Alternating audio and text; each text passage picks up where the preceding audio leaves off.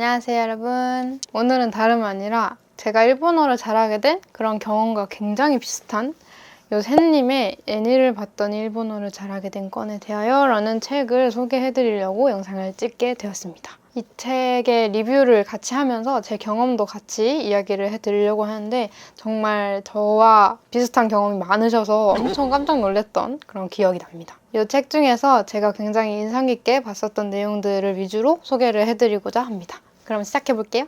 먼저 21페이지를 보면 샌님이 일본어를 명탐정 코난으로 시작을 했다고 써져 있습니다. 이제 샌님은 코난이 한국어 더빙판이 있었지만 회차가 거듭될수록 일본어판만 제작을 했었기 때문에 도중에 성우가 바뀌면 시청에 방해가 되지 않을까라는 생각을 하셨어서 처음부터 일본어판을 보셨다라고 하셨더라고요. 이게 저도 굉장히 비슷한데요. 저는 처음에 일본어 애니메이션을 접하게 된 계기가 가정교사 히트맨 리본이라고 아시나요? 이 애니메이션 때문인데요. 제가 초등학교 때 이 가정교사 히트맨 리본, 가히리를 엄청 잘 봤던 기억이 있었는데 내용은 잘 기억이 안 나서 다시 봤었거든요, 중학교 때. 이제 가정교사 히트맨 리본의 줄거리는 공부도 운동도 못하는 못난이 츠나라는 애가 어느 날 이탈리아에서 온 초인류 히트맨인 리본이 가정교사가 되어서 츠나를 마피아의 보스, 차기 보스로 키우려고 한다라는 줄거리예요.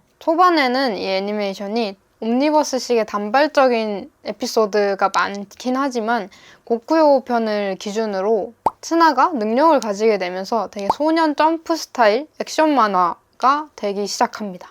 이게 츠나 외에도 다른 동료들의 매력이 정말 터지기 때문에 안 볼 수가 없는, 한 번 보면 그만둘 수가 없는 그런 매력이 있답니다. 저도 이제 가히리가 한국어 더빙판이 있긴 했는데 미래편이었나? 그때부터는 아마 일본어판으로밖에 안 나와서 제가 어쩔 수 없이 일본어판을 보게 되었던 것 같아요. 이 가히리 일본어판을 보기 시작하면서 애니메이션을 일본어로 보는 것 자체가 익숙해지기 시작했고 그 이후에는 나루토, 은혼, 강철의 연금술사 등 유명하고 긴 애니메이션들을 차례차례로 보기 시작했습니다. 이때부터였죠. 제 애니메이션 사랑이 시작된 건.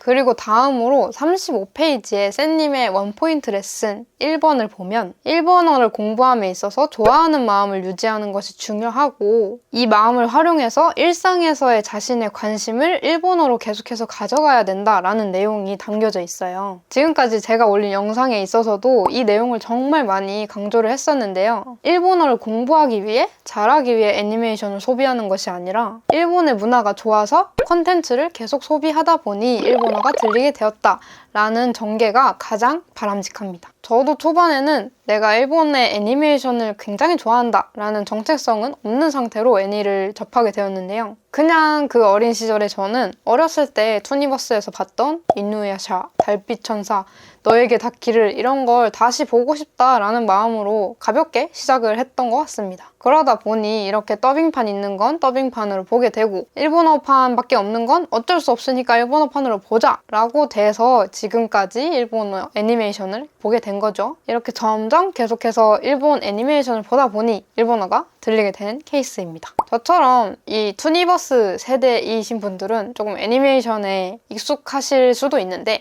아닌 분들은 굳이 일본 애니메이션을 보시지 않으셔도 됩니다.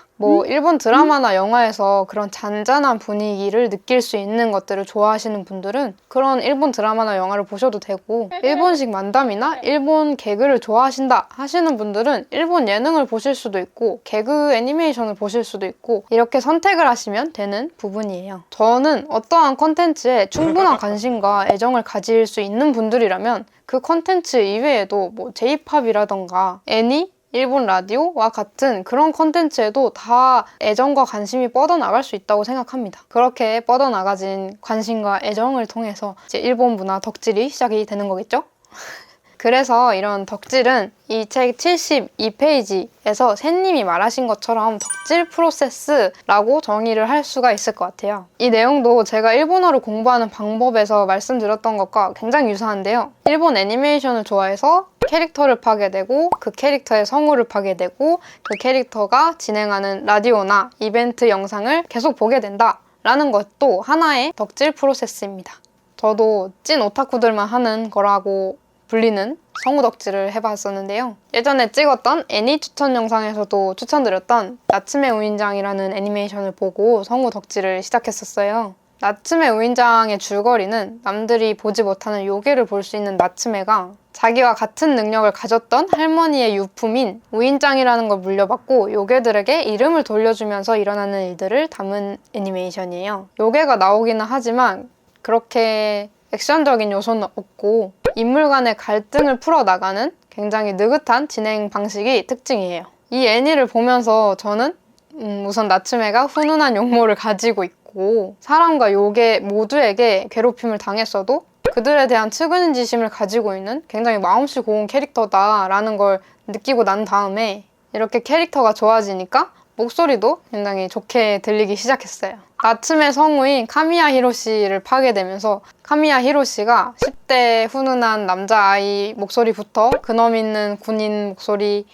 귀여운 동물 목소리까지 엄청 다양하게 스펙트럼을 가지고 목소리를 낼 수 있다는 사람인 거를 알게 되었습니다. 이렇게 카미야 히로시, 카밍의 매력을 점점 알게 되면서 덕질을 하다가 카미야 히로시랑 같이 라디오를 진행한 오노 다이스케라는 성우도 접하게 되었어요. 근데 이제 그 라디오를 보면서 둘의 케미가 너무 좋다 보니까 성우 덕질에 더욱더 각차를 가하게 되었죠. 결론적으로는 애니메이션 캐릭터로만 봤을 때는 목소리가 좋아서 찾아보게 되었는데 그 성우의 여러 영상과 성우 라디오 등을 들으면서 그 성우 자체에 관심이 옮겨지게 되었고 애니 덕질에서 성우 덕질로 일본 문화에 대한 덕질이 활발해졌다는 이야기입니다.